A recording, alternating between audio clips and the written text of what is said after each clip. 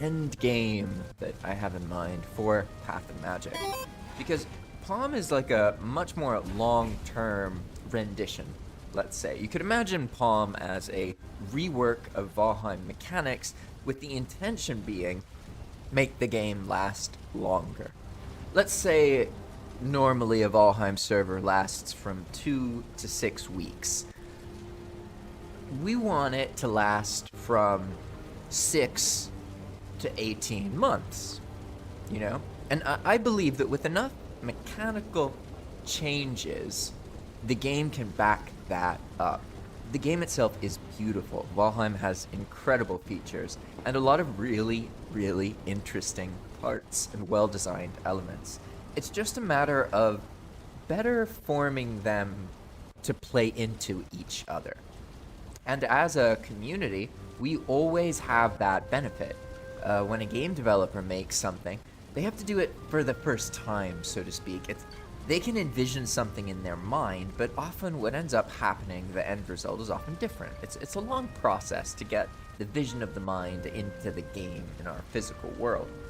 But for us, as players of these games, we don't have to deal with these things. We can just play the games and have the experiences fresh, and then have lots of ideas on how to improve stuff. And that's why players and communities ultimately will always have more insight into what could be adjusted in the game, because we're in a more, let's say, a better position to change these things, right?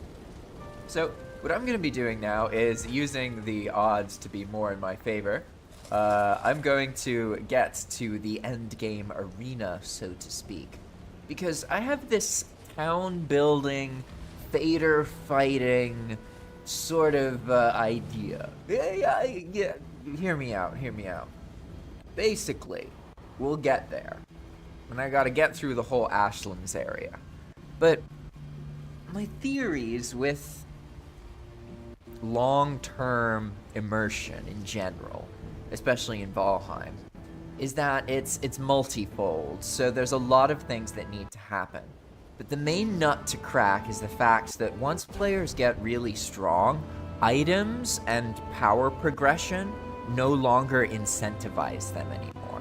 So that works really well in the beginning and the middle of the game, but after you get strong gear, what's the point in anything else? You know, you need to give the world a lot of meaning, and that can be quite a struggle, in all honesty, an absolute struggle in many situations. So my thoughts on this are that we need to make a very fun, repeatable experience. And if we can make the dynamic itself inherently enjoyable, then that can be leveraged, because ultimately everyone's always going to come and go. No one's going to stay forever. This is the reality of life. I don't mean to sound ignorant when I talk about keeping people on a server longer. I'm fully aware that you can't have people there all the time. That being said, that doesn't mean that they should only be there for 2 weeks or 4 weeks, right? And I believe that by having more of a repeatable, interesting, and enjoyable experiences at the end of the game, we can increase the immersion level that players experience over the long run. And there's, I would say, 3 things that I want to address in this sense. One of them is, I'd say, the most important. That's how do we figure out how to get the players building? You see, a lot of people who play Valheim, they stop building. They don't stop building. They never build in the first place. People who love Valheim often build. Not all the time, but in many ways they're doing some element of building. Even the people who love PvP, they often end up building worlds to PvP in, you know? It's very much a building-oriented game, although that building may not take the form of building objects in the game that you're used to. It could be some other kind of building, more abstract. that's the first part. How do we get players to build more stuff? The path plays a role there, you know, because the more dangerous parts of the path inevitably need bases, they need ends. And I can just spiral the path through the map for a long time before it runs out of space. So that seems more taken care of. The other two things are not taken care of. And the first one is that the boss experience itself, I think, plays a huge role here. And that's why I've decided to gate the boss experiences until late game. Like, you can try and kill Eek when you're in Plains gear, but if you don't know how to fight on Palm, then he's still gonna one-shot you. And you only have 2 minutes to fight him. So it's actually quite challenging, and people have done it, it's totally possible. But the idea is to push all of this to the end of the game, right? And I believe that by doing this, we give endgame players something to do. So in theory, all we need to do is balance everything. Make it so that the boss fights are very fun, interesting, entertaining, and most importantly of all, variable.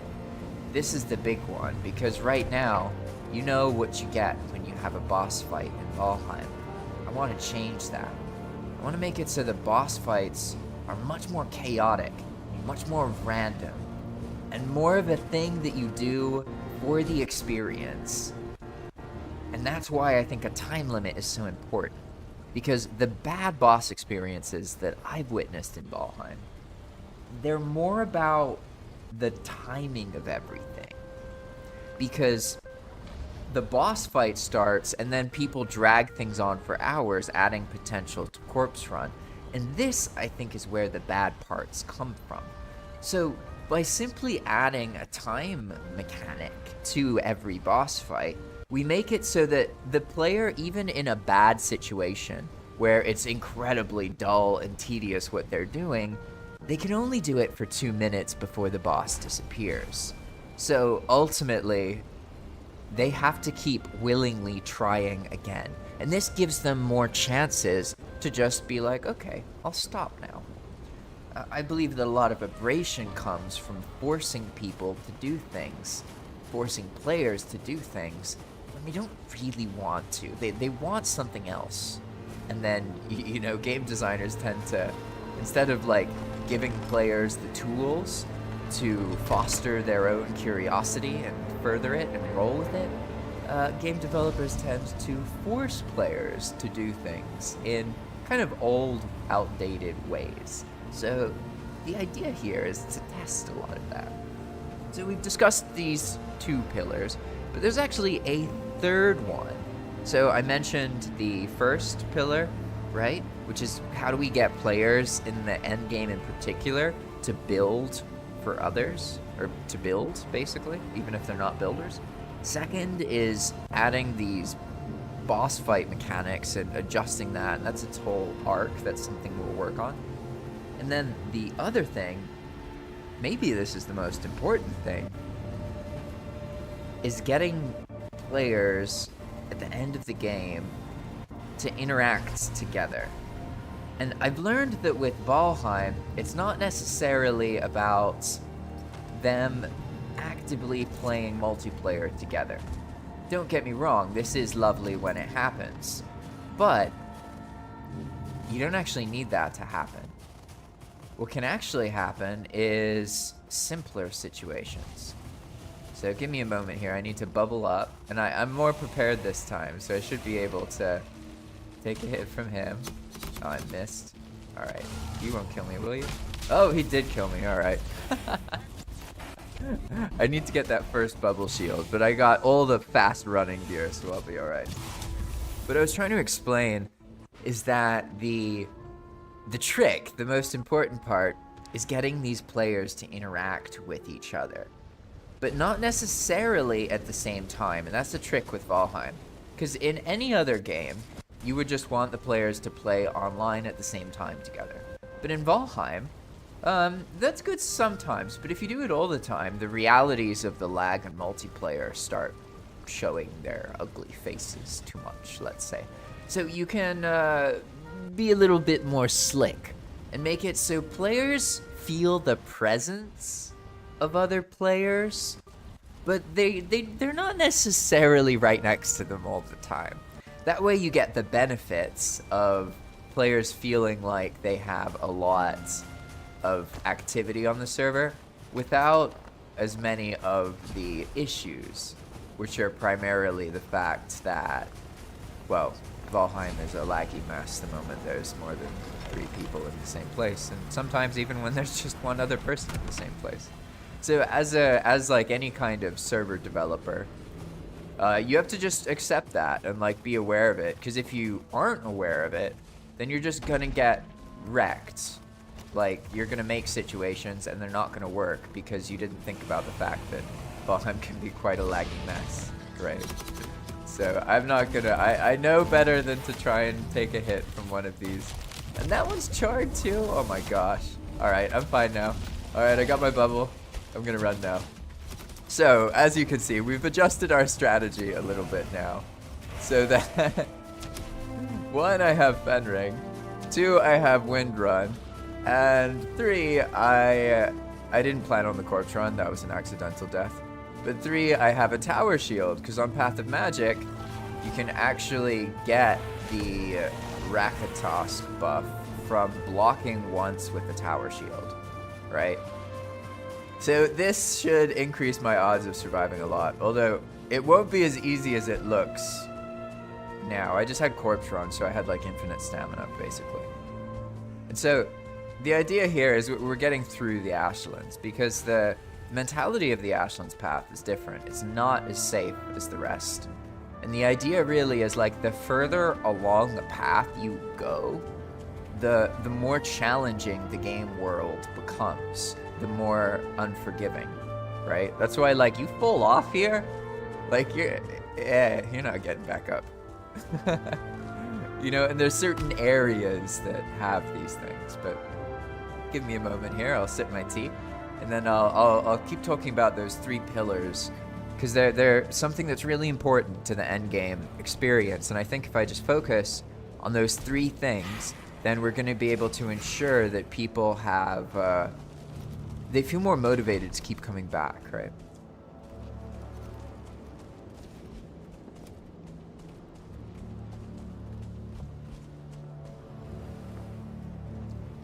All right, so we need to encourage people to build. That's number 1. Number 2 is people need to they need to feel the presence of other people. They don't necessarily need to be online at the same time as other people, and they don't necessarily need to be playing around other people, but they need to feel that presence. And ideally, there's like multiple people in different stages of the game at all times. In practice, that is incredibly challenging to actually set up. So, oh, I missed a block. Oh no, that's bad. Okay. All right. Mr. Twitcher, save me. Thank you.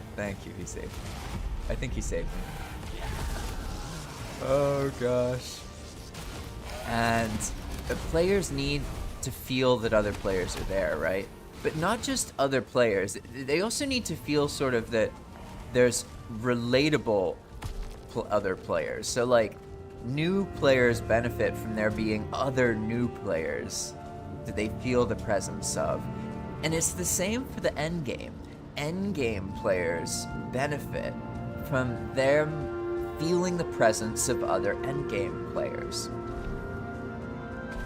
And this is accomplished somewhat already through live chat in Discord. Because when you're playing on Path of Magic, you can just type in the chat, and people in Discord see everything.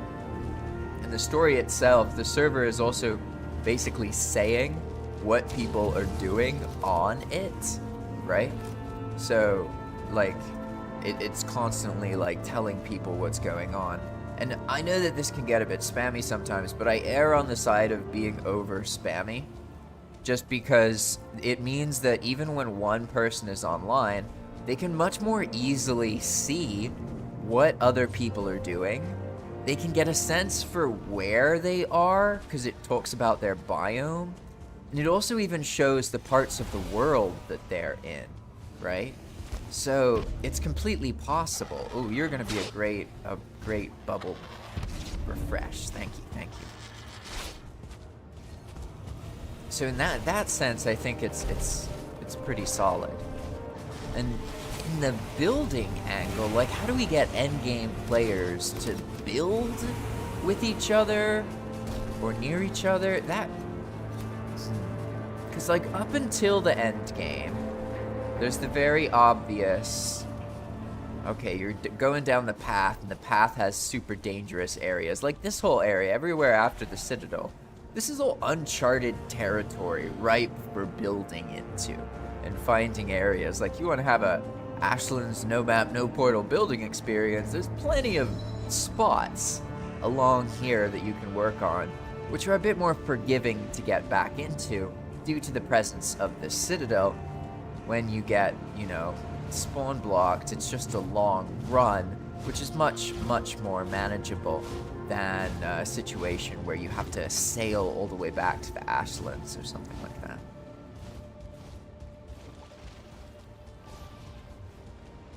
So we have that, right? That way of teaching people and giving them chances to build, because they're going to find these spots along the path, and it just helps increase the chance that they'll be like, oh, what if I built something here? Like Kamita built an inn in the meadows near Hilder, and like that kind of stuff, and all the other players who've built bases and different things. Like, I think that adds a whole level of depth that portals take away. They take away this potential for this long-termness. And I'm not saying portals are horrible, I just think that in the way that I develop, it's much easier to develop the way that I, on a no map, no portal world. Because that way you have more to give the players. There's more reward. There's more to give back to them that can incentivize them to play, right? But I don't know if we can rely on that same strategy of pathing and the player exploring the paths to find a spot to build. That's like the early game and mid game thing. So will it be reliable to also expect players to be motivated to build in the end game that way? I don't know. I think we need more. We need more layers to it. So that's why I'm pondering this now. Because what I've noticed about players is that a lot of Valheim enjoyers, especially Valheim veterans, they're very able to build and enjoy and play the game. But the thing that they might not be that skilled at is actually like working on a building project with another person, where you have to accept other things that other people do and you're not in control. This seems to be an area that even Valheim people who know the game very well, they reliably might not necessarily have those skill sets developed. People are very much used to doing things their way, and I've observed that a lot of depth can be added by helping people like loosen up and work on things together. But how would we make it so endgame players are like incentivized to work on a build with another person? I mean, I guess the Ashlands itself essentially does that. If I was going to build something in the Ashlands and deal with the warfare, I would much rather do that with another person than by myself. But if I was just building anywhere else in the game, I mean, I'd probably be fine. Maybe the Mistlands are also a bit like that as well. But that's already existing, right? So this is just, I'm not sold on what to do, but that's something I want to do. Makes sense. I want to find ways to encourage builders, not builders, no, to encourage people who are at the end of their progression to work on building projects, particularly with other players. But how to encourage that is Yeah, you know, that's its whole other trick. I don't know. I don't know. So we can move on to the other pillar as well, because there's actually quite a few of them, right? We've talked about one of the first ones being that when you play the server, you need to feel the presence of other people. You need to feel that there are other people changing the world, not just logging into it. We've talked about that players need to be encouraged to build. That's really, really important because base Valheim doesn't do much in that sense. You've probably heard me talk about this before, but if you want to play a game that teaches you how to build, play Dragon Quest Builders 2. When I started playing Valheim, I'm not gonna lie, I didn't build much for the first maybe 3 entire playthroughs. I was pretty minimal as far as build. This bastard. Sorry. I know I forgot. I interrupted myself, but I had a flashback to dying here previously, and I got pretty far. I mean, considering I didn't have the super speedrun strat I'm using now. You want to go, buddy? Thank you. Okay, I'm not messing with him anymore, though. That was my extent of messing with him. Now I'm going to take this, let's call it strategically. Oh, no, too many other things. No, he took my bubble. Oh, that bastard. Okay, I would know.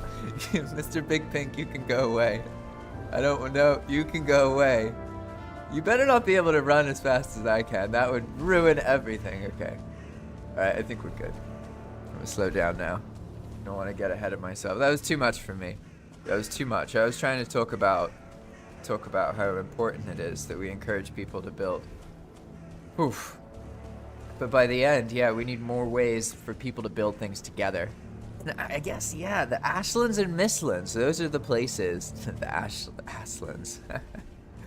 The Ashlands and the Mistlands. Mostly the Ashlands, but if we can encourage 2-player building activity in the Mistlands and the Ashlands, how would we do that?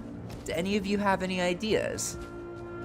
Because the reason we want it to be in the Mistlands or the Ashlands is because of the difficulty. It helps make there be an incentive to actually play together. Why is everyone missing? Oh! That's funny. Well, good thing I can keep ranting. I see now that any of the starred enemies in the Ashlands are strong enough to kill me in one hit. I needed that bubble shield, so I can only use unstarred enemies that are like vultures, basically. But it's okay. I set everything up this way because I figured, you know, I'm probably gonna die multiple times trying to get to where we're going, and I can use that as an opportunity to show you all different mechanics and talk about stuff. And the main one is that tower shield. So if you've noticed, every time I block, I get 15% more movement speed. And the tower shield takes 20 away, but only when you have it out. So you can use it to just get like super increased run speed, basically. But now I learned the hard way now. I have to be much more purposeful with the bubble. I have to always keep a bubble up. Which is kind of cool, to be honest. I mean, I'm not gonna lie, this sort of reminds me of... I used to play a lot of World of Warcraft Classic, and I played a hunter. The reason I liked playing WoW, in all honesty, was because... Oh, fucking hell. Sorry, I need to learn to not curse on streams. The reason I like playing a hunter is because they can do all sorts of, like, sort of crazy nonsense. Like, there's this big dragon in the Blasted Lands, and hunters can bring that dragon all the way to the capital city, basically. And I had that experience like once, and it pretty much sold me forever. And I just absolutely loved everything after that. Oh, that lava blob. Okay. How do I do this? This guy can hit me, right? Yeah, he can hit me, but not his friend. Oh, I didn't have enough health. Okay, so I'm gonna ignore them, and I'm gonna focus on the vultures and the archers. Because I see now I'm also using a bone tower shield and Fenring. So it's not like, even though I have health food, I don't actually have to have that much armor, right? I'm thinking, is there a way? No, I never found the trophies from before.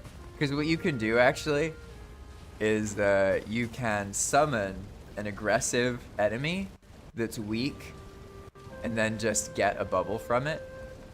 And then, like, you can get a bubble without any aggressive enemies being nearby, as long as you have a trophy. But I don't know where the trophies are here. Also, I don't know, because this is no map, no portal, so, like, if something's here and it's not from Ashlands, someone hold it all the way here. So that's why, like, it's completely possible there's very few trophies, aside from actual Ashlands monsters. So, let's see. That area had a bunch of enemies. So I'm gonna be a little bit more intellectual here.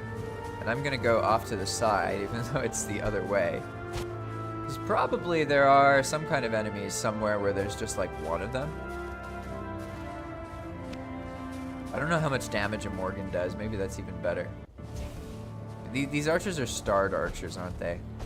Little bastards. I see what happened last time. Oh, a fishmonger. That's amusing. There we go, a vulture. Perfect. So oh, a 2-star vulture. Oh, all right, it was not perfect. That was worth it. My arrogance.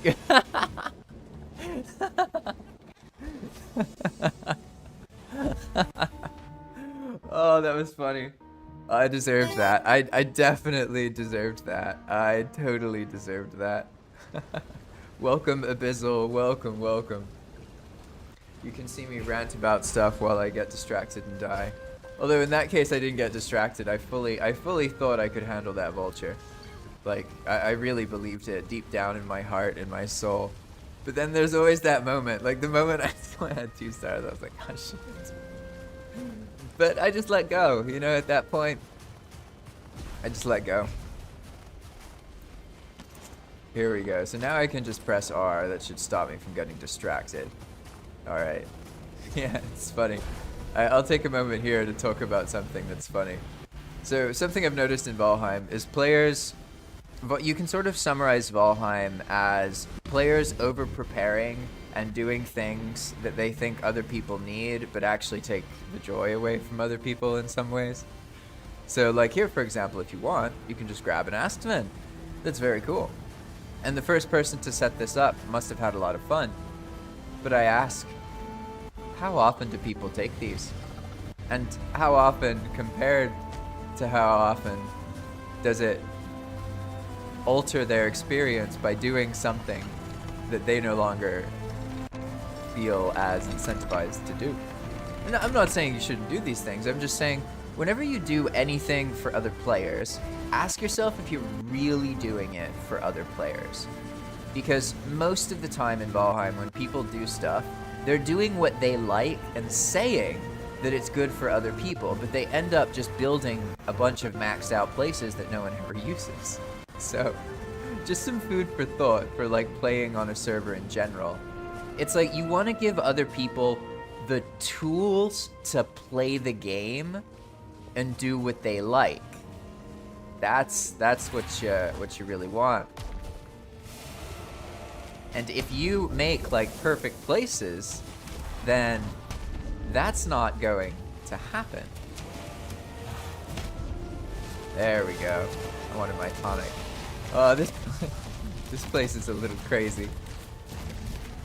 And that happens a lot in Valheim. Essentially, people want to prepare for other players, and they have good intentions. I'm not saying it's like greedy or anything.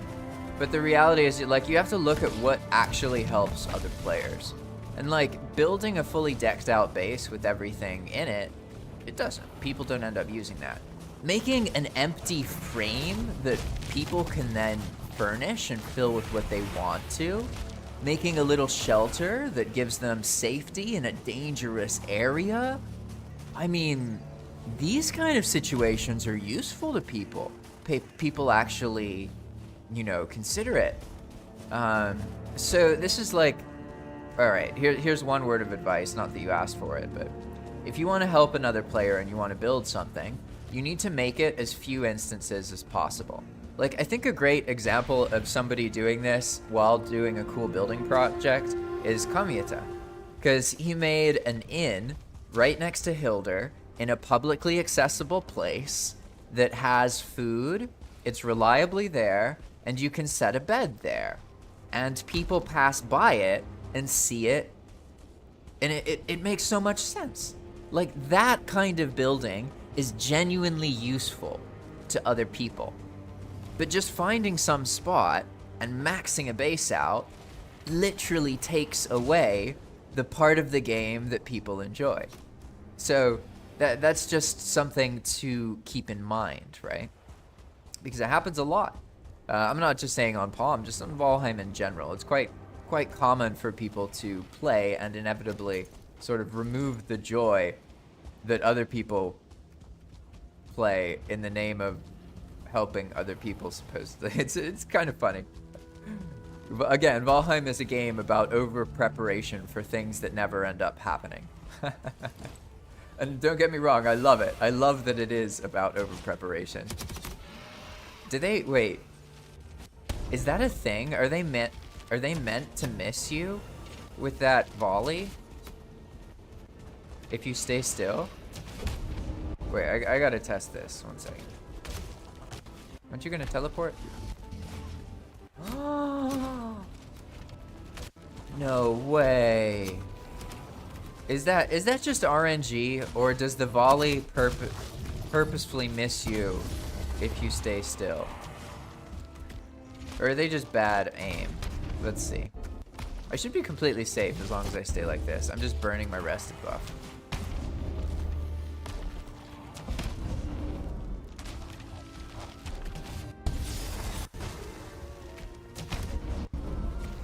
Kind of interesting. I actually thought they did the volley more predictably. Do I have to be moving?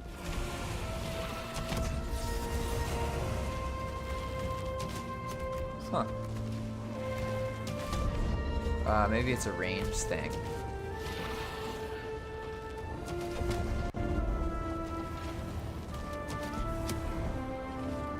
There we go. Alright, I'm gonna let that happen one more time. There's something nefarious behind me, but I'm hoping it's just a twitcher. Oof. Whoa, whoa, whoa, whoa, whoa, whoa, okay, I'm leaving. This got too intense for me. Okay. Hey, chill out, Miss Valkyrie. Okay. Whew. Interesting. So what I was just doing there is I was looking at the charred archer's volley, because it appears that it tends to not hit where you already are, which I guess means the best thing to do when they shoot it is just stay still, and it'll miss you. At least in those tests, that's what was happening. And so I can talk a bit about the idea here with the long-term stuff, because with the path, what I noticed is that, all right, no map, no portal mode makes it so that you can do these sort of looping mechanisms, like extending a path further and further and further and further, making it more intense and more intense, so that there's more spaces to build things, right? And so that there's more areas where players can find spots, like the spot Com found for an inn. Honestly, is probably like one of the best spots if you want people to actually visit a place. That area is like a hub. So like when you think of other players' activity and you do things based on what they're doing and what they need, it can be very enriching as well.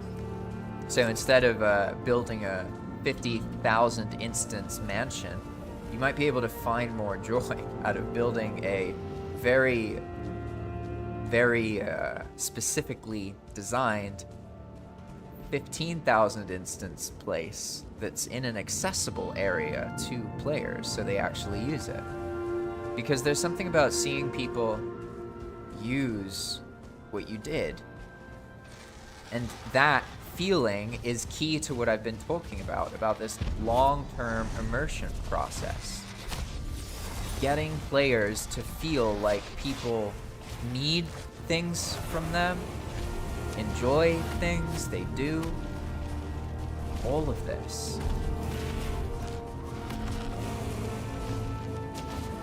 Whoa, that vulture is fast. Moly. This part always trips me out because the Morgan Cave kind of hides the path, and I'm like, oh crap. It's terrifying. Alright.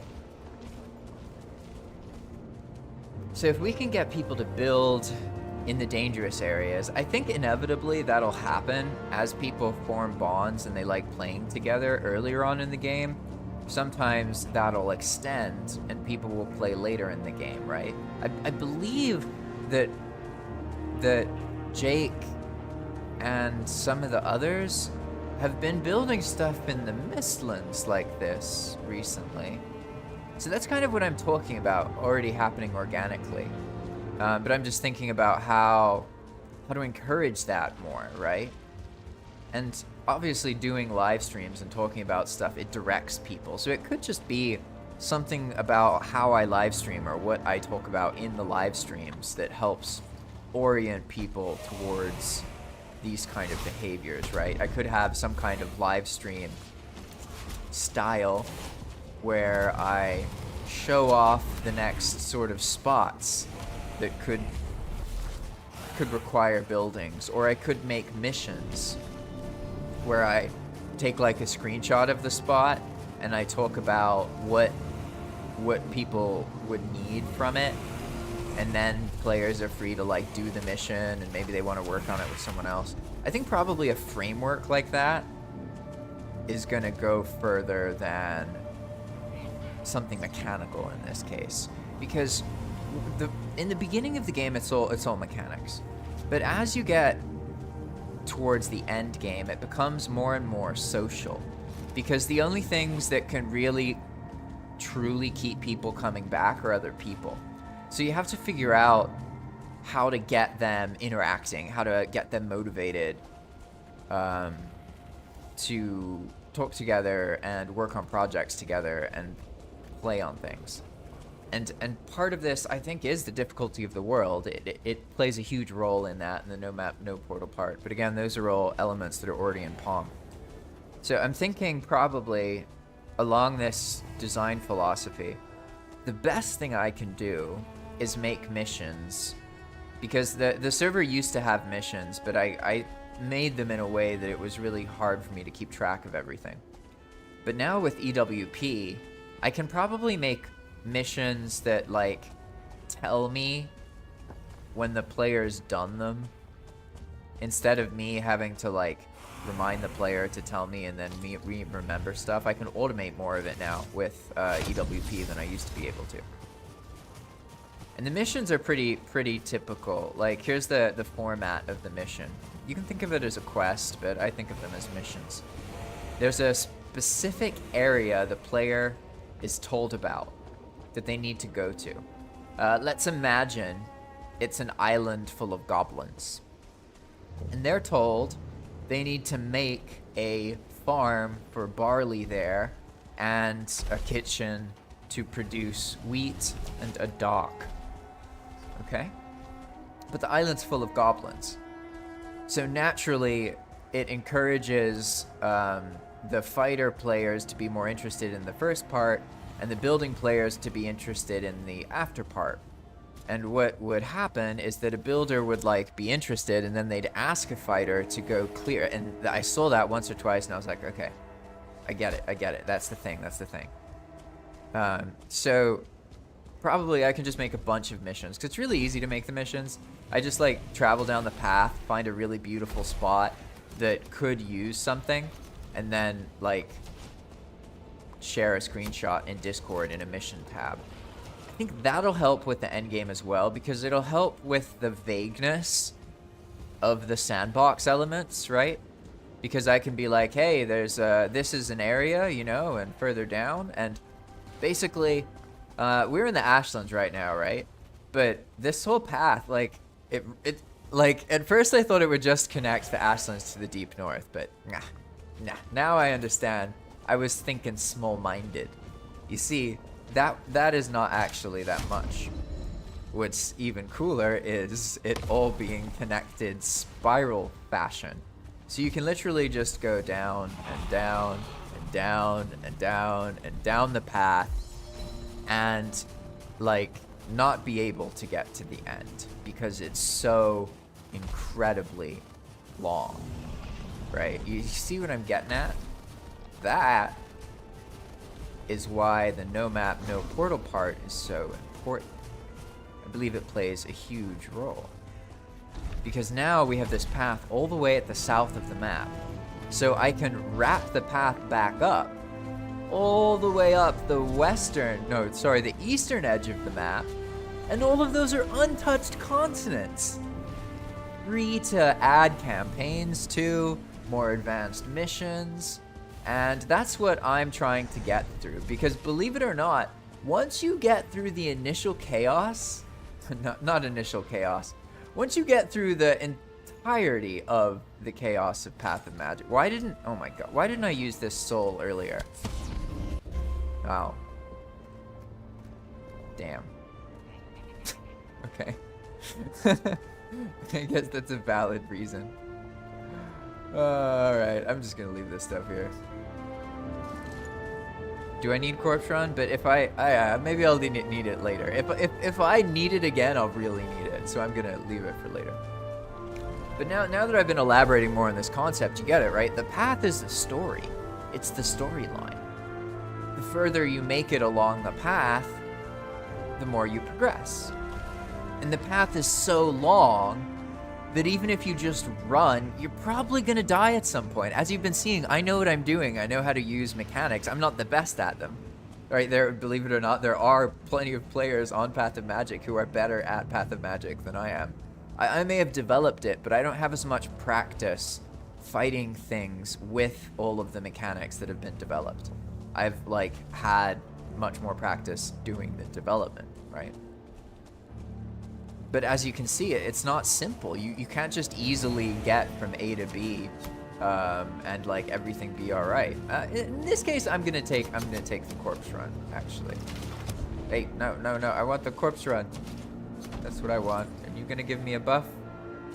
Please, bubble me. No, bubble me. Bubble me before my circumstance changes. Anytime I just see one monster in the Ashlands, I'm like, what is this? Wait, I have to go towards the fort? Who made this path? Need to file a report. What is this? Ah, okay, I just need to make it over there. It's so the Ashlands part of the path is designed this way. The sky paths are used to traverse ocean, but if you sky path over terrain, you, like, basically take away the player's access to the terrain, and you make the terrain way easier to travel over, obviously. So, like, this has to be done tastefully. And in the Ashlands, that's why the path goes down, basically, sometimes. It's to give monsters a chance to actually fight the player, because the path in the Ashlands, and from this point on, isn't meant to be, like, perfectly safe. It has safe areas, but at this point, it's quite far into the process. Really? Wait, can I get shot from the ballista on the path?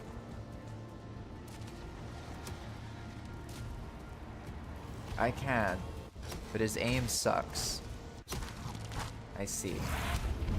Oh, whoa, okay, buddy. Okay.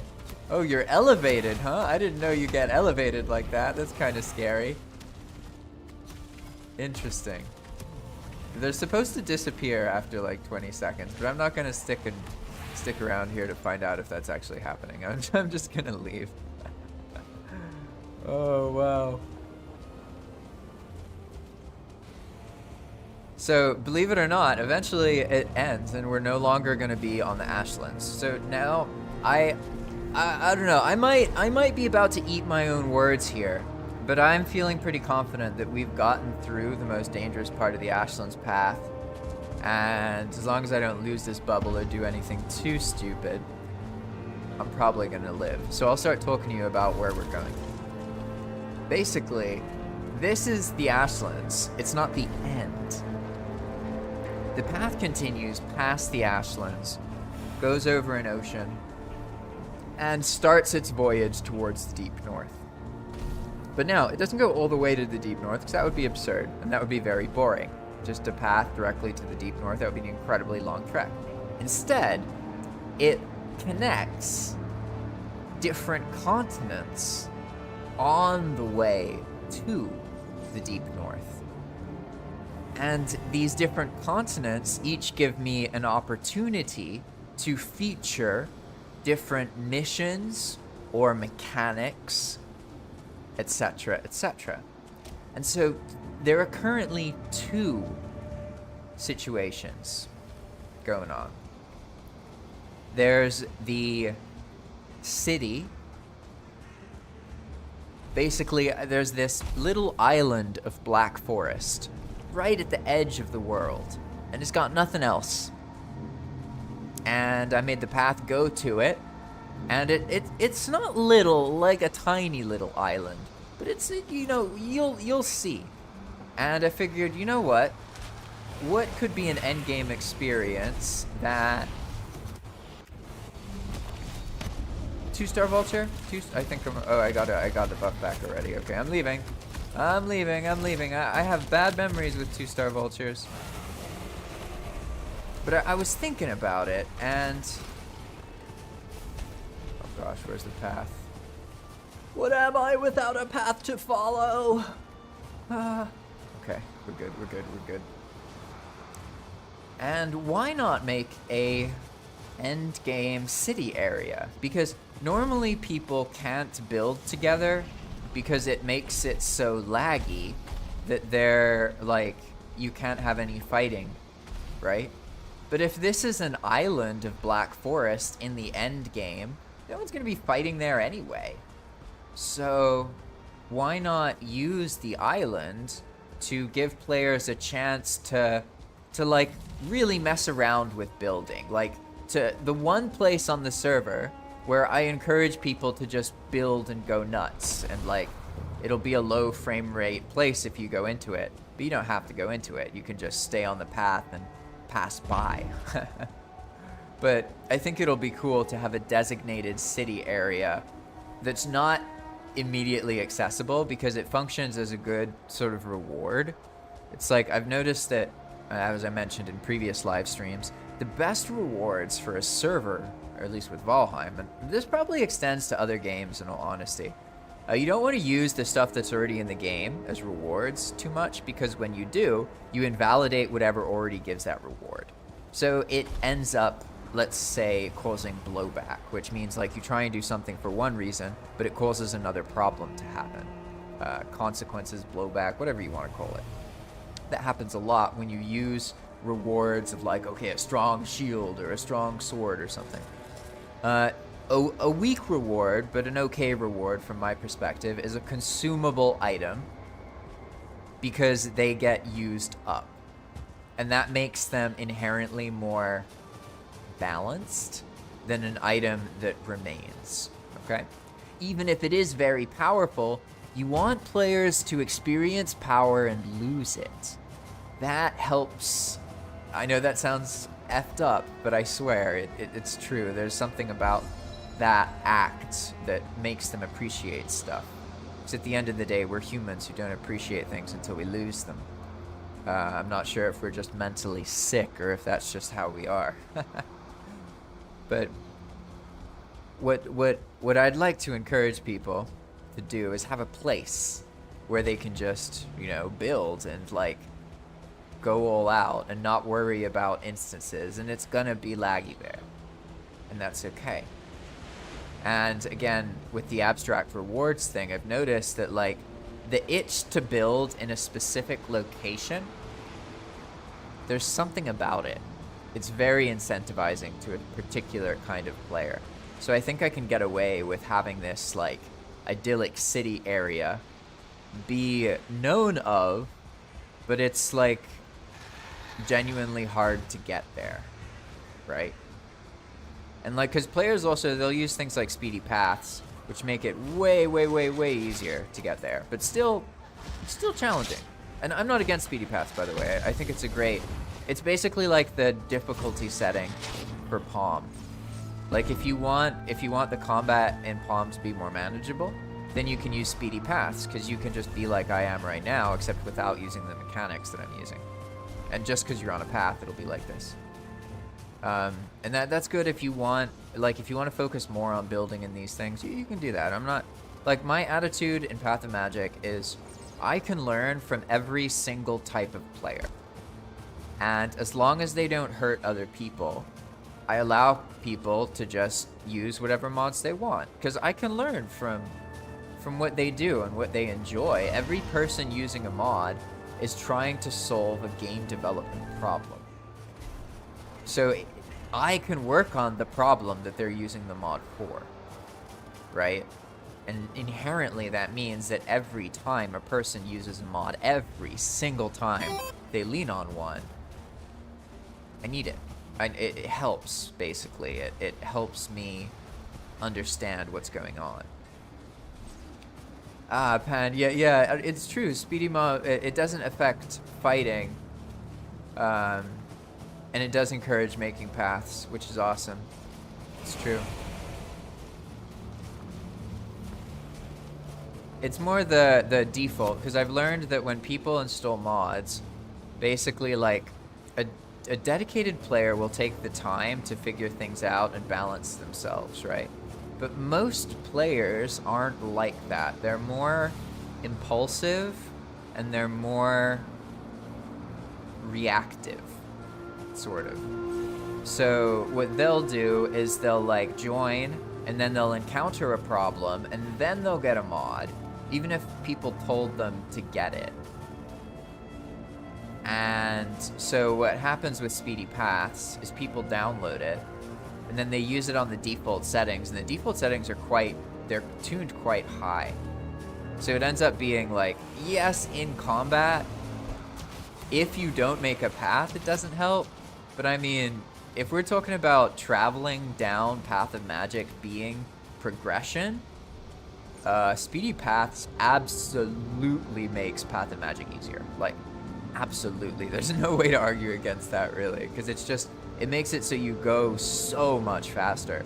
You can even adjust it so it's like this, like all the time. And so, again, I don't have anything against it. I think it's a good way to allow players to adjust the difficulty of the server. Because Pan's right, like, it won't change combat, but it does allow, like, on one hand, yes, it incentivizes the player to make paths, which is great. But on the other hand, it also incentivizes the player to just path everywhere. Because if they path everywhere and they make everything a path, then suddenly anything you fight in that area, you have a huge advantage over, because you just zip around so fast, you can easily dodge all their attacks. So, you know, it's absolutely relevant to combat. Just because you aren't necessarily supposed to use it that way doesn't mean players don't, and like that they don't end up doing that, you know. But I'd find that in general on Palm, people are pretty good. Maybe that's a Valheim thing and not necessarily a Palm thing, but people are pretty good about like figuring out like, okay, this is how I want to play. This is the point of progression I want to be at. This is what I want to do. And then when they come face to face with something from some other player, you know, what do they do about it? Oh gosh. Interesting dilemma here. Interesting dilemma. Can I even get back onto the path from this section? I think so. I think it actually just ends right ahead here. Very interesting. Alright, now I have 193 health. Okay. I feel like I can make this work. Alright, I just need a normal monster. Oh, wait a second. No, not yet. I'm gonna be smart here. Actually, Keep that path in mind and go over here. I need to heal a little bit before I try and face a hit from something. The hell? I am in the boiling water. Alright, alright, alright. Brutal. You know, I gotta say, atmospherically, I love the Ashlands. It's really beautiful. And the monsters and all the weapons, like, I love it so much. That's why I was so motivated by the path, because, like, it's just so hard to have a cool experience in the Ashlands on no map, no portal mode normally. But if you give players access to the Ashlands itself is so inherently violent and challenging that it just helps gate stuff. Like, it just helps manage it. And it kind of has this balancing effect that I think works pretty well. Alright, I'm gonna try and aggro this guy now. Don't hit me with that rock. Oh! Damn, I didn't have enough health for that. Should've known. Should've known. Should've known. I was so close, too. So close. It's alright, though. It's alright. I still have 45 minutes before my internet goes kaput. So I think this is a perfect time for me to pour a second cup of tea. And now I'm going to use that corpse run buff because I realize not only do I need to get across the path area, I need to survive that area where it broke. Which is completely doable because it actually just goes into the ground a little bit ahead of there, I think. Hopefully. Otherwise I'm going to get there and then have to just die. But I'll deal with that when I get back. I think I'll be fine as long as I bring, maybe just some meads would be enough, to be honest. I don't know where meads are here. Probably there are meads somewhere, though. Unload, question marks. Wow. Item management. What an important part of the game, huh? Hey, meads. Nice. Awesome. Alright, I'm gonna take, I guess I should take some tasty meads. I can, like, spam this, right? Maybe that'll do something. I'm just gonna take a bunch of stuff. Alright. That's all good. Good enough. Good enough for me. Good enough for mead. Alright then, I'm gonna pour my tea, and then I will be back. And when I get back, we'll be running there again, except this time I'll use the corpse run buffs. And my goal is to get to the area that I'm trying to show you. And keep in mind that technically getting there this way isn't the only way to do it. It is possible to sail all the way to the east and find it that way. But the oceans are so dangerous on Palm that the reality of doing that is you're probably going to end up somewhere else.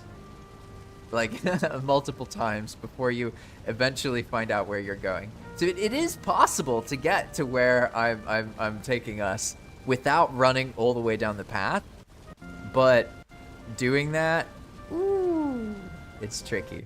It's tricky. But I'll be right back. I'll be right back. Let's I'll find some better view here. There we go. All right, be right back.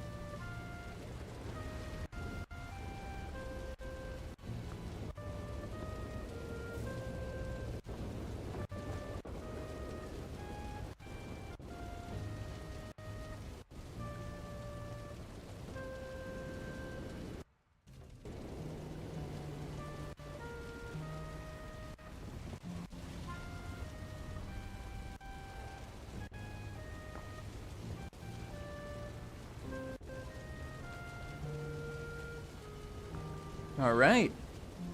I am back. Let's see how we doing. Rested buff, got potions, got this stuff. All right, let's see how this tasty mead does. Oh no, I'm using it wrong. I remember now. You use tasty mead the moment you have no stamina, and then you don't do anything, and it restores stamina, but it only affects your stamina regen rate, right? So like right now, I would be benefiting from tasty mead, but I used it earlier on a full bar of stamina, which was foolish. So it should be good now. I have our we have our bone shield here, and now I'm not gonna make that foolish mistake. I know that basically most of the monsters will kill me. Oh, ghost! Thank you. Yes, you're lovely. I've never been so happy to see my own ghost before. That is definitely the weakest monster available in the Ashlands by far. So I have a funny story to tell. Yesterday, I missed my stream, right? Basically, oh, and there's something else over there. I'm curious. But yesterday, I was like, all right, I'm gonna be responsible the night before, and I'm tired of being tired in the morning when I wake up at 3 to stream, 2:30 or whatever I do. So I was like, all right, I'll go to bed early, and I went to bed early, so I could get a solid 8 hours of sleep, wake up at like 2:30, whatever. But then, apparently, I needed to rest because I woke up at 6 a.m., which is when the internet cuts out, basically. Not cuts out, but like it stops working well enough to stream, even though I can still do everything else I need to do in my life. I just can't do stuff that like uses upload speed, basically. So that happened, and I missed it yesterday. And so this morning I was more motivated. But basically I ran out of gas, and I use gas to cook, right? And I haven't gotten more yet. So I've been living the charcoal life, and I drink a lot of tea. So I woke up this morning and made like a charcoal fire. I used it to boil water for tea. And there was something about that was just like, I don't know, I just felt happy. It's kind of funny how like sometimes, I guess that's the great luxury of time, right? Like we live in this world that has really robbed us of the most important thing we have, the one thing that we can use to create anything else, our time. And it's quite unfortunate, because I've seen that when you do have time, you enjoy life a lot more. Like, because I get that people take things personally, like if you hear someone say like, oh, you need to stop and smell the roses, they imply that it's about you stopping. But I don't think that that's, like, yeah, there's always more the person can do. There's more that you can do to try and be happy, don't get me wrong.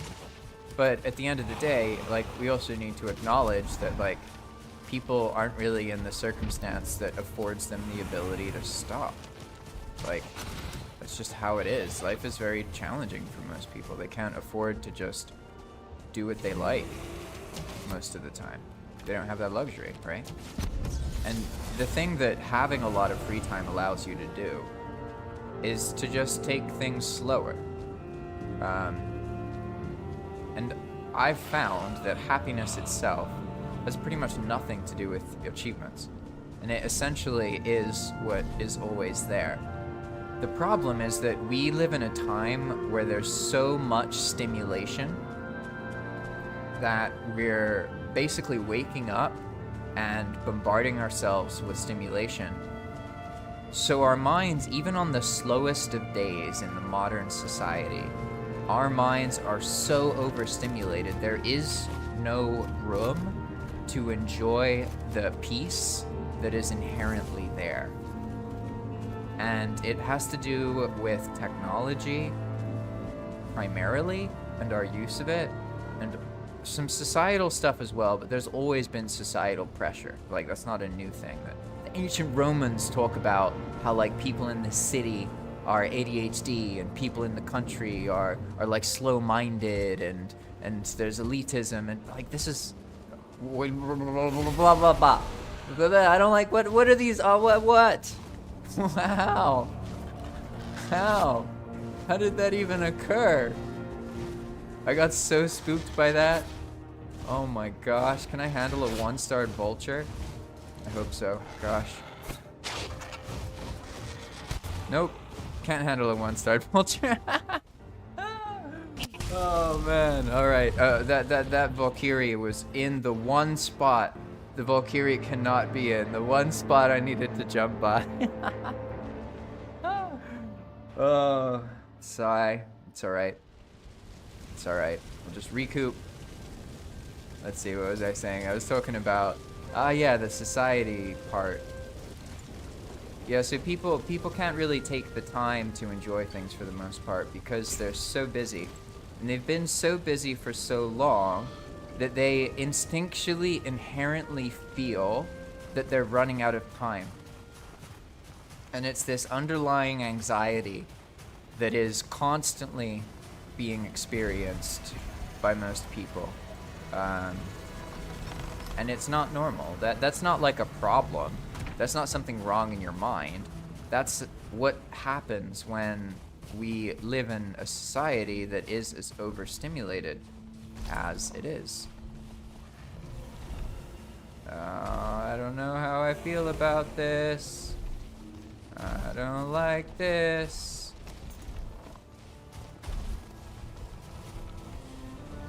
Those are both normal charred marksmen, right? You're gonna shoot me? You're gonna shoot me? Oh no! Shoot me normally, please, normally. No, no, no, no, no, no. Oh, I got a bubble. Oh, lava blobs. Okay. My luck is rapidly ending. Thank you. Okay, I'm leaving. That is not a good idea. There's too many mobs there. Too many mobs. A tough what? How did you get tough? Is that even? I didn't even know that was a thing. Ah, he must have killed a diverger. He's a murderer. A diverger murderer. These odds. I feel. Oh, I know what's happening. The path phenomena is happening. Oh, okay. This is such a fascinating thing that I learned about in the very beginning of Path of Ashlands. But I'm recreating it. I didn't even think about that, but basically, Valheim itself has spawn limits. So in normal Valheim gameplay, you won't see more than a certain amount of mobs in an area.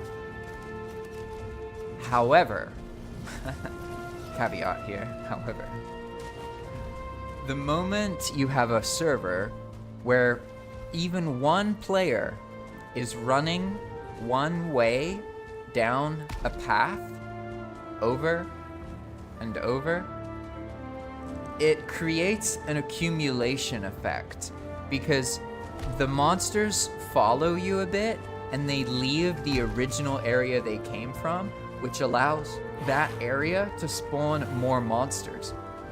So the more people run down the paths, you basically create an aggregation of monsters in the beginning of the path. And as more and more and more people use the path, that aggregation extends even further down the rest of the path. And there's certain areas where that used to be really, really obvious in Path of Magic. Or sorry, in Path to Ashlands. Yeah, that was, this server started as Path to Ashlands, which was just a normal, no map, no portal, very hard mode server. It wasn't, didn't have any of the crazy EWP features that it has now. The era where EWP started is referred to as the Path of Magic era. So that's what it is now, Path of Magic. And then Path of Magic has like little arcs in, uh-oh. I feel like I ran out of the bubble shield in this area before as well. I learned my lesson though. No, you're all way too strong. I need like, oh, what hit me? Wait, what hit me? That was so, oh gosh. I don't like these odds. Okay, I guess I'm just running to find better odds because this is not good. I do not like not having arrested buff. But aside from that, I think I'll live. Yeah, it looks like the edges of these things sort of mess up the pathfinding of the Valkyrie. Interesting. Very interesting.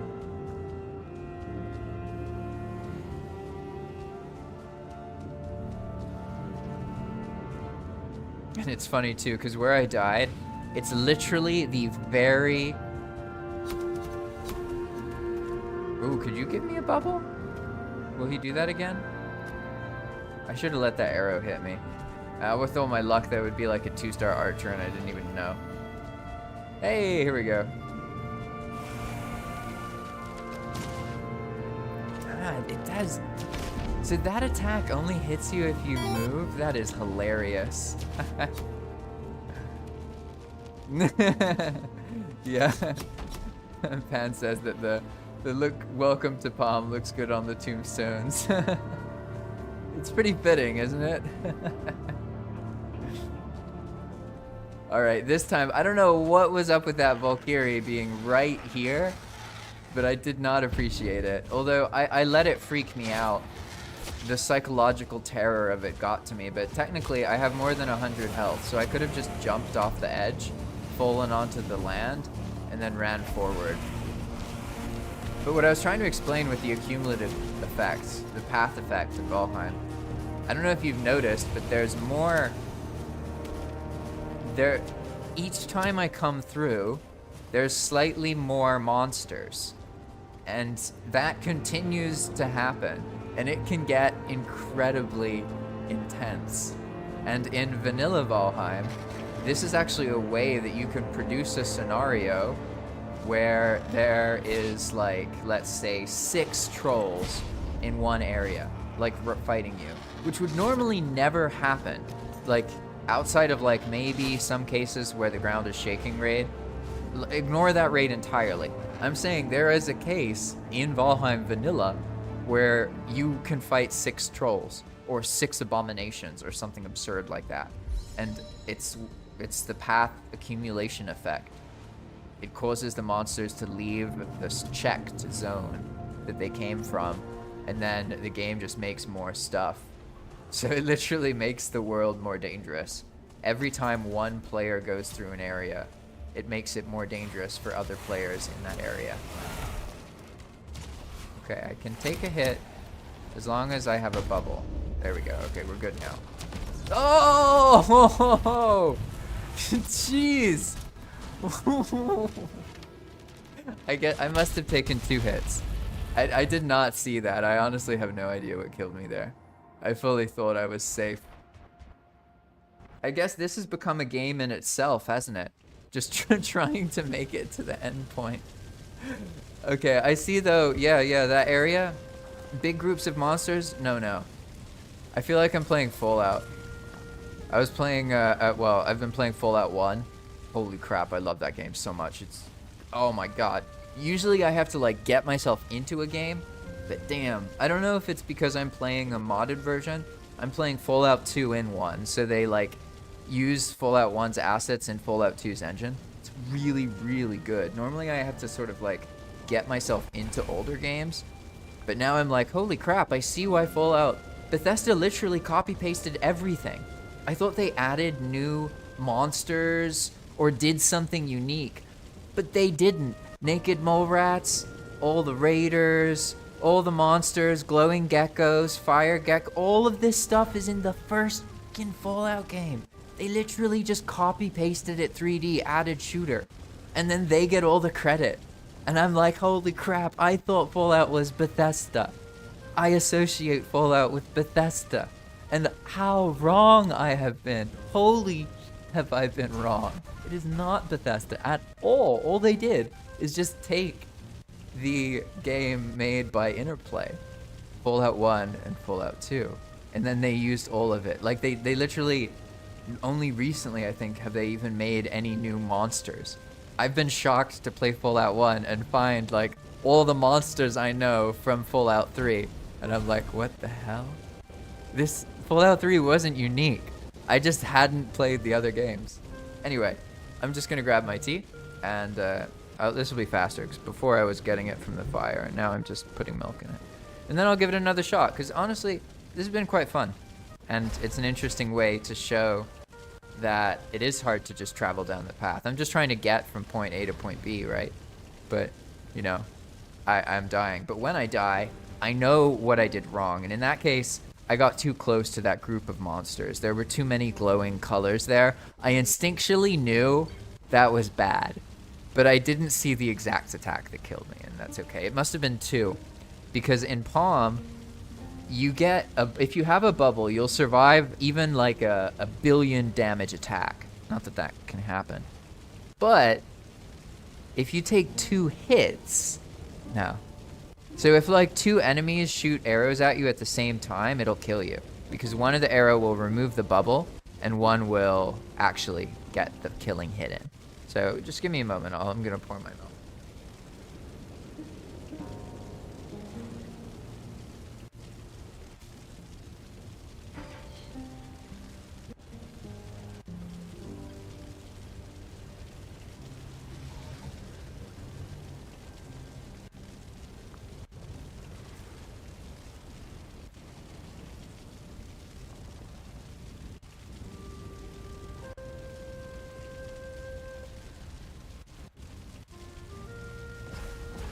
All right, I'm back. Sweet. Time to try again. You know, this has been funner than I thought it would. I'm like genuinely amused that this has been so entertaining. I think it's because I like running through stuff. This is more, when I play on Lab Rat, I play in heavy armor because I'm trying to get used to it. Because if I can have fun in heavy armor, then it must be well balanced. But personally, when I play Valheim normally, this is more like how I play. I move as fast as I possibly can and like run around a bunch and do stupid reckless things. Wait, what's going on here? What did I do?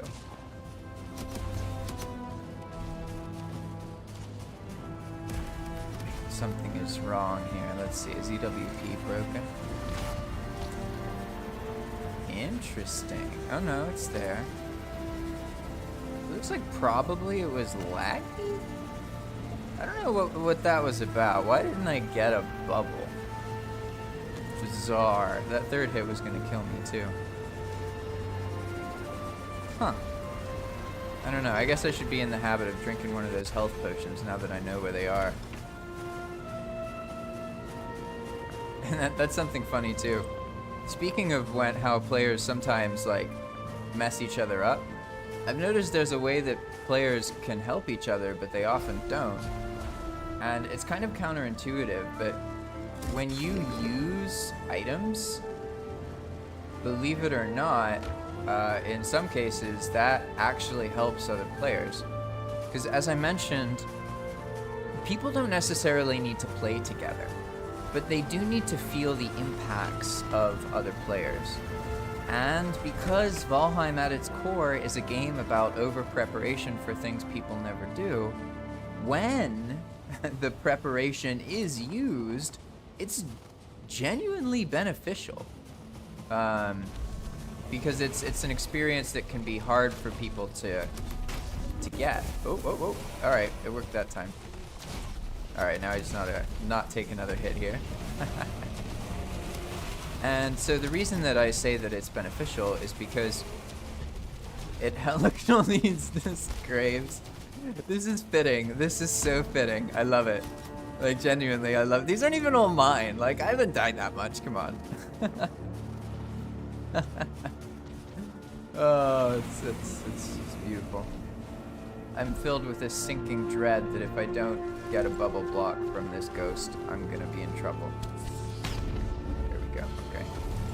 The ghosts have like a little bit of a longer... Poor Berger. The ghosts have a bit of a longer hit there, so... This is rough, there's so many enemies. Oh gosh. Uh-oh. Uh-oh. Hello, Revezens. How are you? I hope you're well. Very polite. I could use the phrase suspiciously polite, but I guess we'll see in a moment. If not, though, in all honesty, I hope you're doing well. I am trying to get to a part of the path that is a lot harder to get to, but once you get there, it's way easier. So you have to cross through old ashlands, and then it's fine. Like, this is the most dangerous part, but I keep dying. And this is actually pretty good, because as I mentioned earlier, the design philosophy of the path is to make joining Palm about the imagery is that it's to progress down the path. That's why you come to Palm, right? But the actual reality that I want is to trick people into working on building projects together. Basically, to help them play Valheim more in the ways that encourage building. But they're not going to come for that reason, because most Valheim players haven't built their feeling of building. Damn, what was it that hit me hard enough to... Was that just him shooting me in the back or something? What was that about? Sorry, I keep getting distracted, because if I lose my bubble, I die. What is going on with this? Is this server? Oh, maybe it's running a vegetation reset? No. I don't know, it's kind of weird. Like, earlier I didn't get a bubble, and that's kind of weird. Normally it's very reliable in getting the bubble. I'm not sure what that was about, in all honesty. But anyway, I see that Reves Nudes. Hey, you're a real person. That's awesome. So I said suspicious earlier because generally people join and then they're like, hi, and then they're very polite, and then they ask about Discord and they're artists or something. So Reves Nudes says, can you, in brief, explain or tell about the server? Is it a server where magic is emphasized from the beginning? Or Palm is just the name and the server is basically vanilla? Oh. I mean, Palm is vanilla, technically. But if you come into it thinking it's vanilla, you're gonna be frustrated. Oh wow, how do I even answer those questions? Okay. It is interesting, actually. So yes, the name is Path of Magic, and there is magical stuff available from the beginning, actually, but not in the way that you would expect. And it's not just like, oh, Valheim with magic. If you want to learn more about the mentality, I encourage you to check out the YouTube channel. You can look at some of the most recent streams in particular. The previous one, I talk about Path of Magic and the mechanics and stuff. And then this one, I'm talking more about the end game experience after you've been playing on Path of Magic, what I'm going for, what I'm trying to make happen. These ghosts. But basically, Path of Magic is a server, a Valheim server that is adjusted. So people are used to client mods that you download and you have to use. No, that's not how this works. Anybody on a PC can join the Path of Magic server. You don't need any mods, although I do recommend some quality of life mods, like better networking, craft from chests, these kind of things. There's some content about that in the Discord if you want to learn more about it. But as for like the server itself, you can just join without any mods. I leave the mods, quality of life wise, up to players. It's just Dungeon Splitter and better networking are pretty important. I really encourage you to use Dungeon Splitter and better networking. It'll just help with the multiplayer lag. But aside from that, you can do what you want with mods as long as you're not hurting other people and you're not like messing up their experience. You know, if you go around and you're spawning things that are screwing up other people's progression loops and they're getting frustrated, you know, I'm not going to be happy about that. But honestly, so far we haven't really had many problems, and people tend to just kind of do their thing and play with others when they want, etc., etc. So I hope that answers some of your questions. There's really so many changes, it's hard for me to just tell you what Palm is. To just give you a sense of it, there's around 3,600 changes, like adjusted prefabs and these kind of things. So I'm really not exaggerating when I say there's a lot going on. I just want one attack. Who's gonna attack me first? Why are they all missing? Stop missing. Oh, where's my buff? I didn't get the buff. Oh no. Okay, I'm gonna leave. Screw this. I want some better odds. So, I'll tell you one thing. If you're watching and you're thinking about joining, the main thing to know about Palm is probably the bubble blocking. Because if you know about bubble blocking, then you'll have an easier time staying alive. And basically any time you block in the game with any weapon, even if you're unarmed, you'll trigger a bubble shield. And for some reason that hasn't been happening to me reliably right now. I don't know if that's just because I'm like laggy or what's happening. Maybe it has to do with the tower shield I'm using. I'm not really sure. But normally it's very reliable. And you always want to keep a bubble shield up. Because if you lose the bubble shield, you can die in one hit. And a lot of stuff on Path of Magic can kill you in one hit.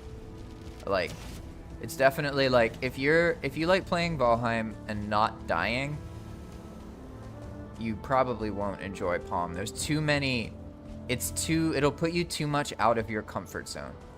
Whereas if you play Valheim and like when you die, you're like, that was hilarious, or like it makes a story and you like that story and that's your attitude, then you might enjoy Path of Magic a lot. Some people talk that Palm is like, the combat's very hard, it's in a no map, no portal world, it's hardcore, but I found that not to be true. Some players have joined Palm and they've never played Valheim before and they've loved it. So like you don't inherently need to be like, so to speak, good at Valheim. You just need to sort of like Valheim. And then if you also like games like Dark Souls, then there's a lot of similarities. Like you can tell how I'm inspired by Dark Souls. I mean, like even the bodies, right? Like after we left the Citadel and there's all those skull and crossbones, like that's specifically from Dark Souls. Like I just play games and I talk to people and people have ideas and they play on the server and I just develop stuff based on that. Because it's not like I don't have to worry about selling anything or any kind of copyright or any of that. I just put mechanics in that seem interesting and fun. And EWP allows you to change so many things. It's incredibly fulfilling for me personally. I like to study game development and I want to make my own like games someday. And EWP has given me a way to learn more of the complicated things, like how to manage players playing on the server, how to manage that other stuff. And especially when like players are also involved with figuring something out and developing and giving feedback, like that's a whole new world. And I see how that's actually a big part of game development, is like getting playtesting and managing development schedules and all of this. So, hey, calm down. Oh, then. Hello, Rev and Yannick. Welcome, welcome, welcome. There we go. It was inevitable, to be honest. I don't know why I haven't been getting the bubble block. Something's going on. Or maybe something's interfering with it. I may have messed up the logic by putting in the tower shield. I'm not completely sure. I could also try, maybe I should just use health food. Maybe that would be smarter. The alternative is to use 2 health food and an eater food and then use a bubble shield manually. But that doesn't seem as fun, to be honest. I kind of like this element of throwing my face into the wall. I don't know, there's something about it that's just inherently satisfying. I think for now we'll use the 4 food strat and see how that goes. I don't remember what these are, but I'll go with it. Whatever. Oh, and now I have eater too? Okay, fine. I'll take the hint. I'm gonna run out of eater later. But for now, I'm just gonna take these really fancy foods here. And there's probably bubble staff somewhere. Let's see. Maybe I can make one. Or maybe not. I guess this'll determine my fate, right? Can only make a staff of fracturing, huh? Probably because I never looted the things on this character that are necessary. But I think that's alright for now. We have more health. And let's see, is there a better... Maybe we can make a better shield. That'd probably be smart. Because I'm instinctually just using the bone tower shield because I was playing on Lab Rat. But maybe we can make something better. Oh, nope. Nothing yet. Yeah, it's because I've barely picked anything up on this character, and I'm not going to just go through everything right now. So I'll just live with it.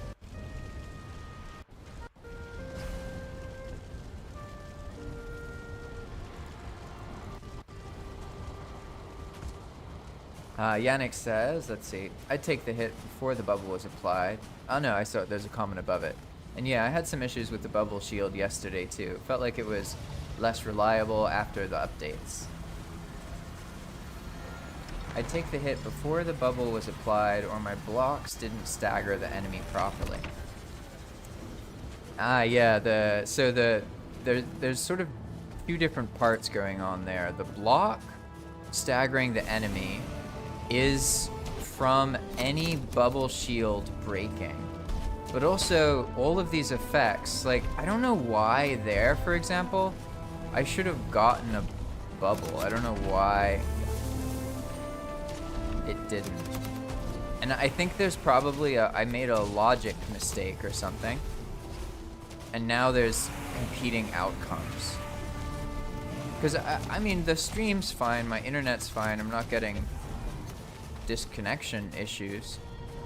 So I'll have to look in the console after the stream though. There could be like an error in data somewhere from something I made recently, and that's the reason that's happening. I'll have to find out.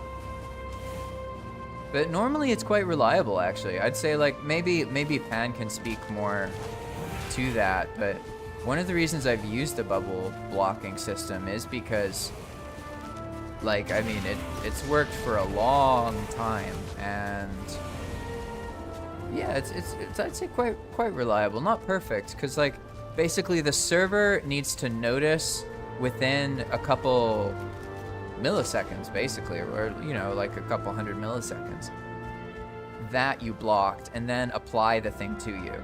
So if in that moment there is lag or like a bad connection, for whatever reason, then it won't happen, but then you'll get the bubble block after like a couple seconds, right? So that is it functioning properly. But what was just happening, I don't think is lag. I think it's like there's something different or something being influenced. And I didn't alter the bubble blocking mechanic in any way last night. I did a bunch of rebalancing stuff. I did a huge rebalancing patch yesterday. I was working on it, but I didn't alter that, so I'm guessing maybe there is a mistake in what I did somewhere, and that's causing an error basically. I don't know though. Yeah, but it makes a big difference, right? Because if you get the bubble, it's fine, and you see, but then when you don't get the bubble, it's like, oh shit. Very hard to stay alive. It's funny actually, there's when players fight bosses, sometimes I don't know that a player's fighting a boss, and I'll like, what are you doing? What are you doing? Oh! Brutal! Oh god, oh god. Oh, triple hit! I got distracted by the other guy. Sometimes I don't notice that the players are fighting the bosses, basically. And then I'll try and summon one. Or not, I'll try and summon one. I'll refresh a file on the server or something, right? And when I do that, then the boss becomes summoned at the moment as a normal boss. And it's hilarious because they just die immediately. Like, it's not even like the players, like, fight them for like 20, 30 seconds and then notice. They literally just, like, that's how undertuned bosses are because of the linear progression system. Endgame players literally kill them instantaneously in vanilla settings. Like, it's pretty funny. All right, so let's see. In this case, I wonder what's going on. Let me actually look at the console real quick. So just so you know, my internet is going to go kaputs in approximately 8 minutes. I'm warning you now. I'm having enough fun that I'm just going to keep going until the stream literally stops me. And that happens because I live in an area where there isn't super high bandwidth. So when all the businesses turn on their computers at 6 a.m. and people start waking up, Nicaraguans wake up quite early actually, so I think they're usually up at like 5 for the most part. But at 6 a.m. on the dot, my internet goes kaputs. So now I'm just double checking the console to see what's up with the bubble blocking. I don't think it's Oh!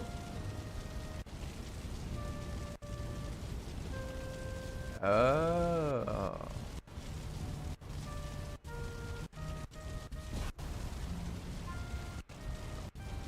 Interesting. Okay, so there was a little brief vegetation reset and some removal of stuff. And that happened, there were 2 or 3 of those. So it could just be that I happened to be doing this at the same time that those were scheduled. Because I used to do more tasks, server tasks in the morning. Because, well, I mean, like, I'm not playing this early. But that doesn't really work anymore. Obviously, I get up at very early in the day to do these things.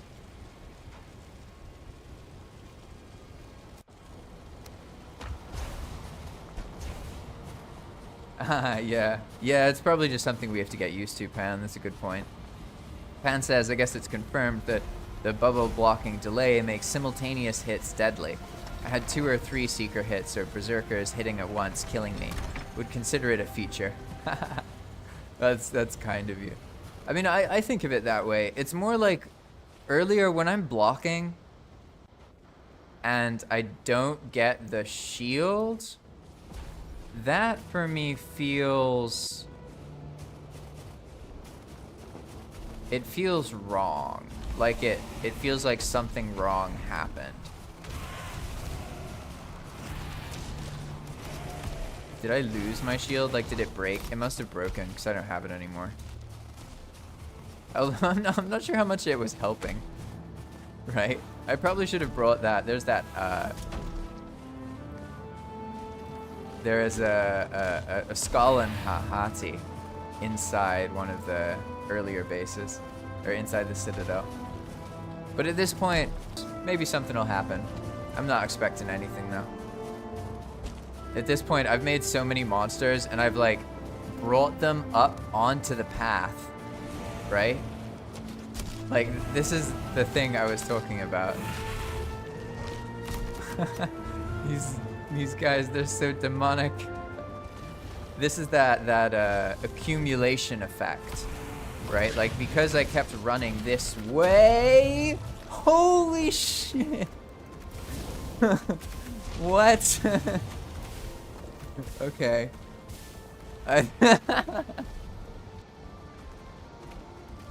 What do I even do here? Like, I'm alive for a moment. It's the accumulation effect in action. I'm just gonna humorously run underneath the path here. I know that it's highly unlikely I'm gonna survive. Especially because I'm pretty sure the path goes up to some lava fields soon. But that was pretty funny, to be honest. That was pretty funny. There's so many things. You know, this was significantly easier the first couple times I tried it. Alright, there we go. I can already see the stream ending here. Let's see, what time? Oh, 5:58. The internet's going kaput's a little early. Oh, lucky. All right then. I guess that's my lesson. Now I have to figure out how to do this properly next time. All right, everybody. In the next one, I'll show you the actual places. Maybe I'll actually just go to the end there where I died. I think I've illustrated these points enough. And I'm not actually trying to do like a playthrough on this character. I'm mostly just trying to talk about the endgame stuff and make it clear like what I have in mind. We're trying to funnel players into interacting together and building together. I think my key takeaway from this session was that if I make the path long and I make missions that show like a screenshot of the area and give some information about it and say what, like, oh, it needs this thing, mostly leave it up to the builder. I think that's the angle I'll take. But if you have any suggestions, then let me know. I'm all ears. I really like listening to the different opinions people have, especially when you've been playing on the server. I find that the best ideas come through interaction, not thinking, if that makes sense. So the best Palm features are things that come from people playing and then they ask like a question or they notice a problem. Those produce some of the cooler features. Anyway, thanks for watching, everybody. I hope you all have a good time. I will see you in the next one.